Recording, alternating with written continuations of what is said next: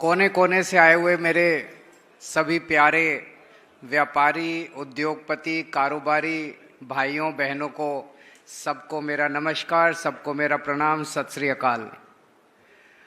आज इतनी गर्मी में और धूप में इतनी दूर दूर से आप सब लोग हमारी बातें सुनने के लिए आए हैं, समय निकाल के मैं तहे दिल से आपका शुक्रिया अदा करता हूं।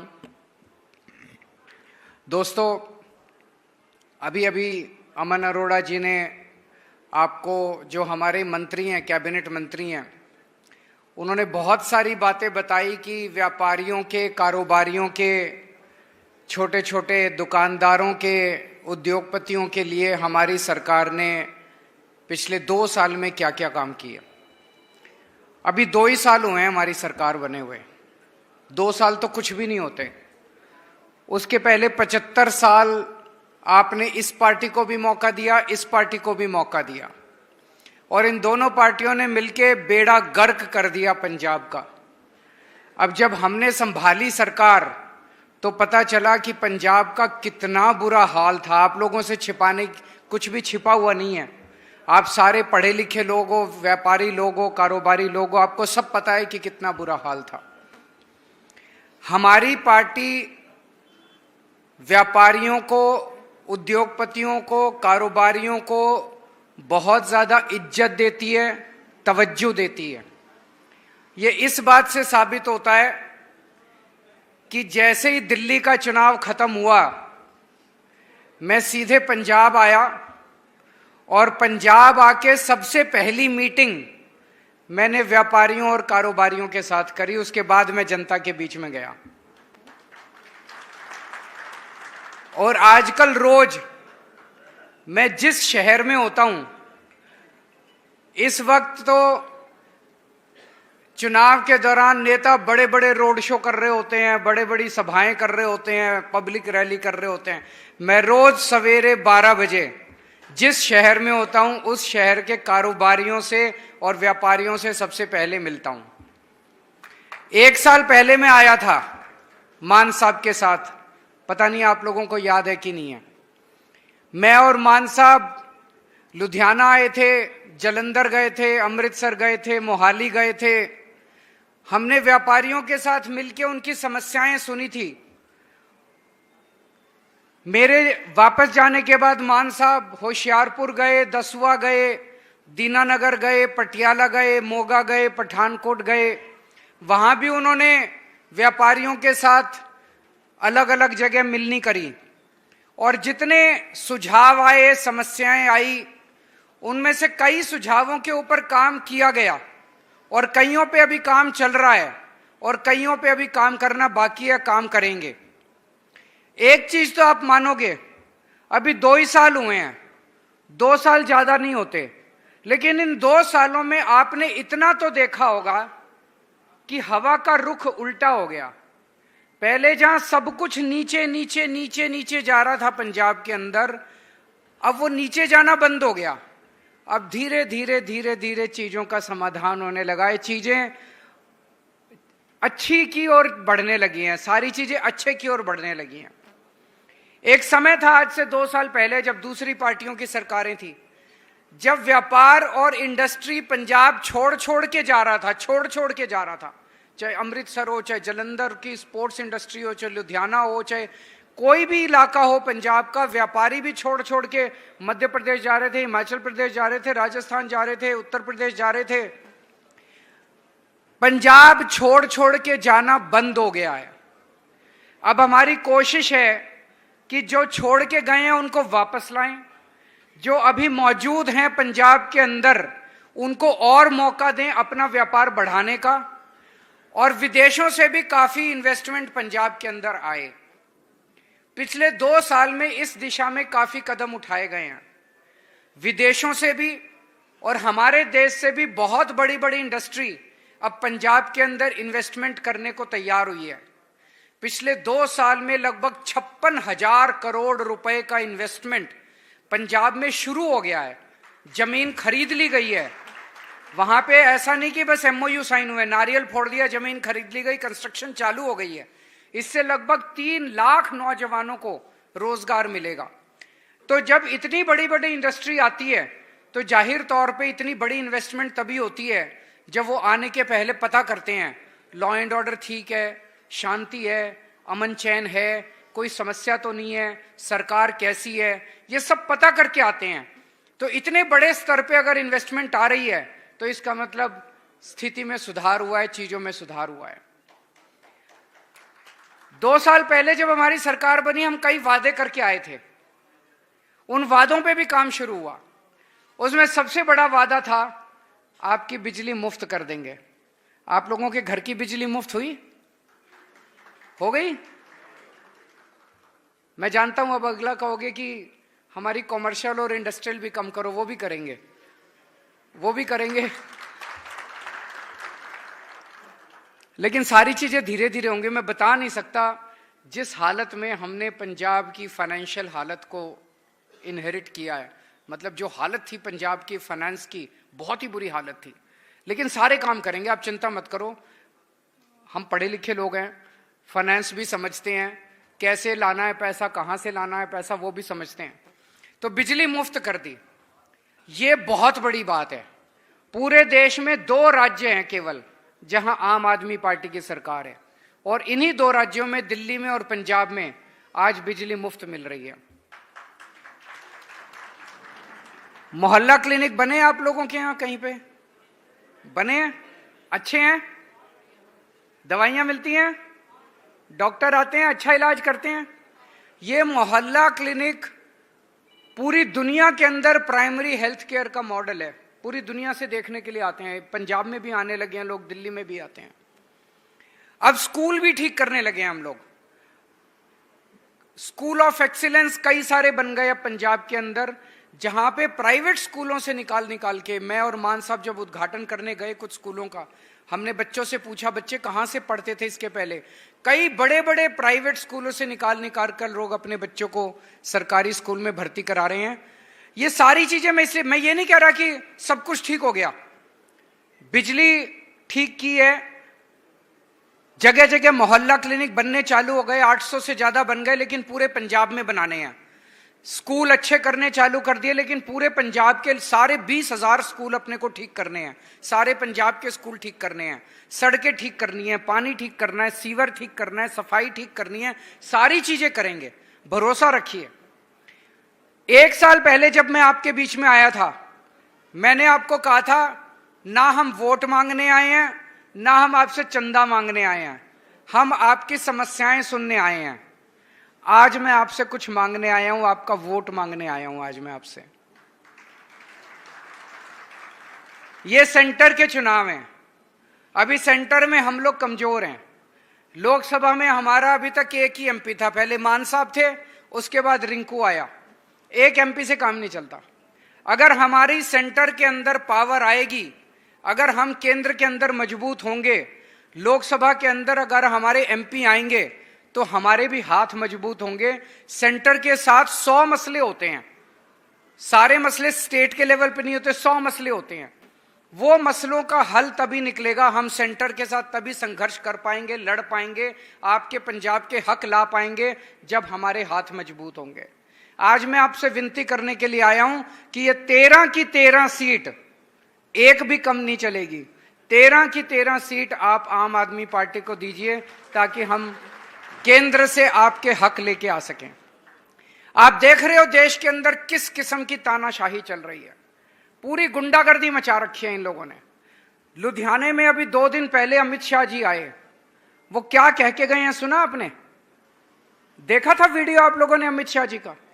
वो धमकी दे के गए हैं कि 4 जून के बाद पंजाब की सरकार खत्म कर दी जाएगी और भगवंत मान को सीएम के पद से हटा दिया जाएगा। कैसे करेंगे ये? 92 सीट है हमारी, 117 में से 92 सीट है, खुलेआम धमकी देके जा रहे हैं। मुझे याद नहीं आता पिछले 75 साल में, आजादी के बाद 75 साल में किसी गृह मंत्री ने आके इस किस्म की गुंडागर्दी का स्टेटमेंट दिया हो। खुलेआम धमकी पंजाब के लोगों को देके जा रहे हैं कि पंजाबियों, आप 3 करोड़ पंजाबियों ने जो चुन के सरकार भेजी है, उस सरकार को अब 1 हफ्ते के बाद हम बर्खास्त कर देंगे और आपके मुख्यमंत्री, चुने हुए मुख्यमंत्री को हटा देंगे। कैसे कर सकते हैं वो? खरीदेंगे? कितने में खरीदेंगे? पंजाबियों को तोड़ेंगे, ईडी भेजेंगे, सीबीआई भेजेंगे, क्या करेंगे? कैसे तोड़ेंगे? इनके हौसले इतने, जैसे हमने एनसीपी को तोड़ दिया, जैसे हमने शिवसेना को तोड़ दिया, जैसे हमने इसकी सरकार गिरा दी, जैसे हमने, ऐसे ही पंजाबियों को भी हम तोड़ लेंगे। अमित शाह जी, इतना गुमान मत करो। पंजाबियों का दिल बहुत बड़ा होता है, प्यार से मांगते तो एक आध सीट दे भी देते, लेकिन धमकी दोगे तो फिर पंजाबी भी अपनी बात पे उतर आए तो फिर मुश्किल हो जाएगी अमित शाह जी आपको।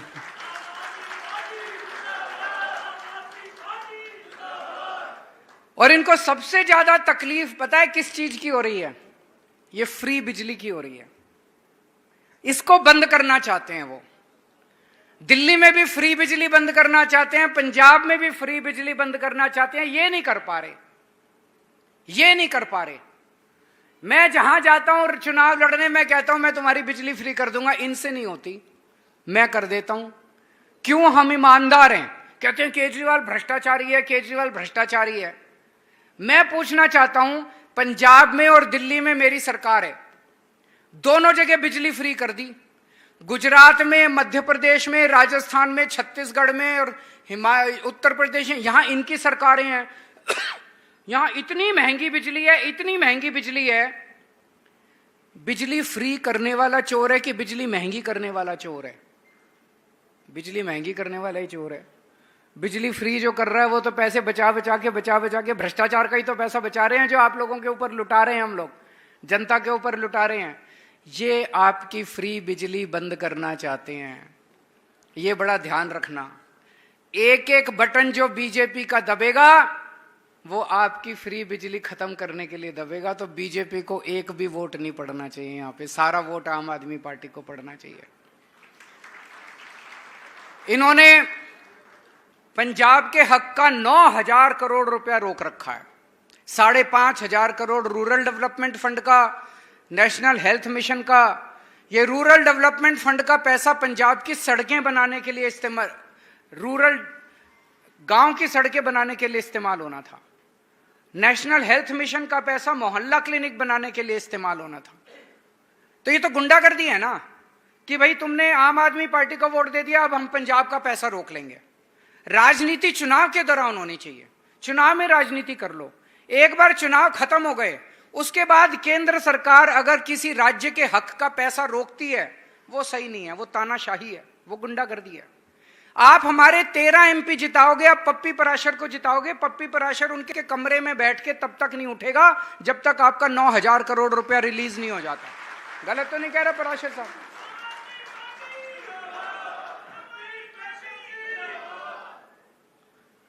और आपने दूसरी पार्टी वालों को जिता दिया, वो तो देख लिया आपने। पिछले 5 साल से लोकसभा के अंदर पंजाब के 13 एमपी थे। कभी सुना पंजाब की आवाज उठाते हुए उनको? कभी सुना किसी ने, इस पार्टी वाले ने या उस पार्टी वाले ने पंजाब की कोई आवाज? कुछ नहीं। सारे अपनी सेटिंग करने में, लोकसभा में जाते अपनी अपनी सेटिंग करने में लग जाते हैं। इस मंत्री के पीछे, उस मंत्री के पीछे, इसके पीछे, उसके, सारे अपनी अपनी सेटिंग करने। हमारी पार्टी सेटिंग नहीं करती, ये आपके लिए लड़ेंगे हमारे एमपी। हमारे पंजाब के किसान दिल्ली गए 2 साल पहले, क्या कह रहे थे? कि हमें अपने प्रधानमंत्री से मिलना है, हम दिल्ली जा रहे हैं। भाई मिलने का हक होना चाहिए। 140 करोड़ लोगों के प्रधानमंत्री हैं, कोई भी जाके मिल सकता है। हजारों हजारों पंजाब से और हरियाणा से किसान दिल्ली के बॉर्डर पे पहुंच गए। किसानों को दिल्ली के अंदर नहीं घुसने दिया इन्होंने। कीलें लगा दी सड़कों के ऊपर, बोल्डर लगा दिए सड़कों के ऊपर, अंदर नहीं घुसने दिया किसानों को। क्यों? किसी के पिताजी की दिल्ली है, देश की राजधानी है दिल्ली, 140 करोड़ लोगों की दिल्ली है। कैसे रोक सकते हैं वो हमारे किसानों को? इस बार ऐसा बटन दबाना कि दिल्ली में बैठे हुए, दिल्ली की गद्दी पे बैठे हुए लोगों को दिल्ली से बाहर उठा के फेंक देना इस बार। और इन लोगों में इतना अहंकार हो गया आजकल, ये अपने आप को भगवान समझने लग गए हैं। ये मैं कोई अतिशयोक्ति नहीं कर रहा। पता नहीं आप लोगों ने पिछले 6-7 इंटरव्यू मोदी जी ने दिए हैं, उनमें मोदी जी ने कहा कि मैं अपनी मां की कोख से पैदा नहीं हुआ, मैं इस पृथ्वी पे प्रकट हुआ हूं। देखे आपने इंटरव्यू? किस किस ने देखे? जरा हाथ खड़े करके बताओ। कौन कौन मानता है कि मोदी जी भगवान का अवतार हैं?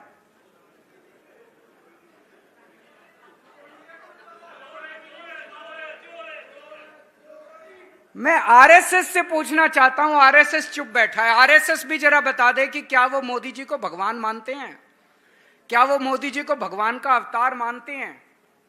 एक इनका बहुत बड़ा नेता है उड़ीसा का, संबित पात्रा, उसका बयान आया थोड़े दिन पहले, भगवान जगन्नाथ, भगवान जगन्नाथ, जगन्नाथ मतलब जगत के नाथ, जगत के नाथ मतलब सृष्टि के देवता, ब्रह्मांड के देवता, पूरे यूनिवर्स के देवता। भगवान जगन्नाथ को पूरी कायनात का देवता माना गया है।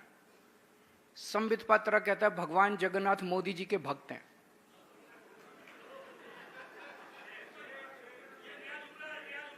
ये क्या है? इतना अहंकार हो गया। जब ये अपने आप को भगवान मानने लगे, हमें तो कुछ समझेंगे ही नहीं, कीड़े मकोड़े समझेंगे हम लोगों को। इतना अहंकार इन लोगों को हो गया। इस बार ये अहंकार तोड़ना है हमें। भगवान की हम पूजा करते हैं, हम सारे अपना अपना भगवान है सबका। कोई वाहेगुरु जी को मानता है, कोई भगवान राम को मानता है, कोई किसी भगवान को मानता है, किसी, हम सब भगवान की पूजा करते हैं। लेकिन अगर कोई इंसान अपने आप को भगवान समझने लग जाए, फिर उसको सबक सिखाना जरूरी हो जाता है। कोई भगवान अपने आप को नहीं कह, गलत तो नहीं कह रहा भाई साहब? और मैं अभी इन दिनों में काफी जगह गया, इन्होंने मेरे को गिरफ्तार कर लिया, कहते हैं केजरीवाल भ्रष्टाचारी है। अगर केजरीवाल भ्रष्टाचारी है तो इस दुनिया में ईमानदार कोई नहीं है।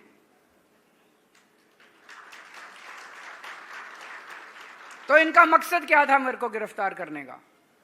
जैसे ही चुनाव घोषित हुए, 16 मार्च को चुनाव घोषणा की इलेक्शन कमीशन ने देश के, 21 मार्च को इन्होंने गिरफ्तार कर लिया। तो गिरफ्तार करने का मकसद भ्रष्टाचार थोड़ी था। गिरफ्तार करने का मकसद था केजरीवाल को जेल में डाल दो, ये केजरीवाल देश में घूम गया तो मोदी जी की 10-15 सीट कम हो जाएगी, केजरीवाल को रोको। मेरे को रोकने के लिए इन्होंने, चुनाव प्रचार से रोकने के लिए जेल भेजा। भला हो सुप्रीम कोर्ट का, धन्यवाद करता हूं सुप्रीम कोर्ट ने कहा जा केजरीवाल जा, 21 दिन के लिए कर ले प्रचार।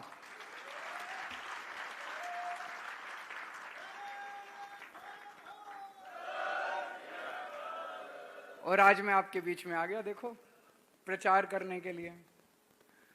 तो इन्होंने मेरे को गिरफ्तार किया चुनाव प्रचार से रोकने। मैं जैसे ही मेरे को जमानत मिली, मैं देश भर में घूम रहा हूं। हरियाणा गया, पंजाब आया, जमशेदपुर गया, भिवंडी गया, बॉम्बे गया, कई जगह गया। पूरे देश में चारों तरफ इतनी इनके खिलाफ नाराजगी है, खास तौर से महंगाई और बेरोजगारी। लोग इतने त्रस्त हैं महंगाई से, पेट्रोल के दाम बढ़ रहे हैं, डीजल के दाम बढ़ रहे हैं, सब चीजों के दाम बढ़ रहे हैं, घर का खर्चा नहीं चल रहा। घर पे बच्चे बैठे हैं, नौकरियां कम होती जा रही हैं बढ़ने की बजाय, घर में पढ़ लिख के बच्चे बैठे हैं। लोग सोचते हैं कि हमारे प्रधानमंत्री जी हमें कुछ समाधान देंगे। हमारे प्रधानमंत्री जी इंटरव्यू में बोलेंगे, भाषण में बोलेंगे कि महंगाई कैसे कम करूंगा, बेरोजगारी कैसे कम करूंगा।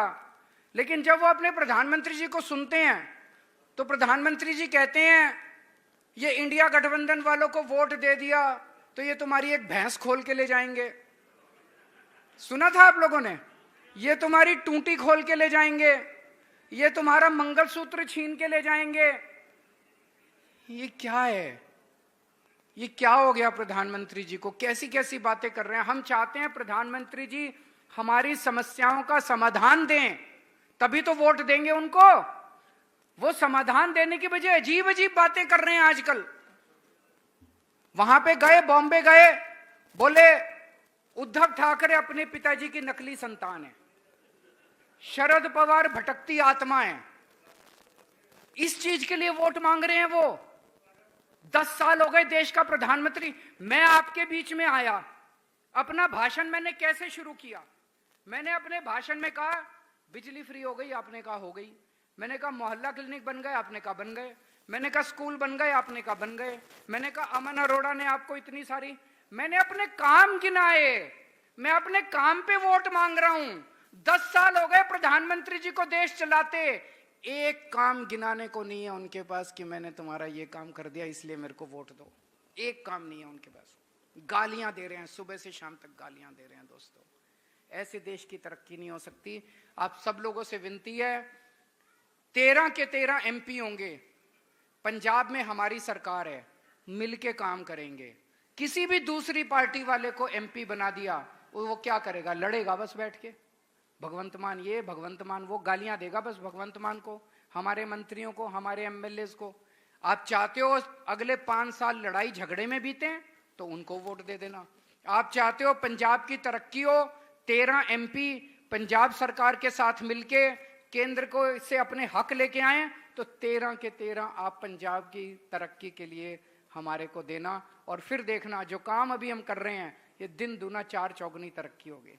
आप सब लोग आए सुनने के लिए, आप सबका बहुत बहुत शुक्रिया।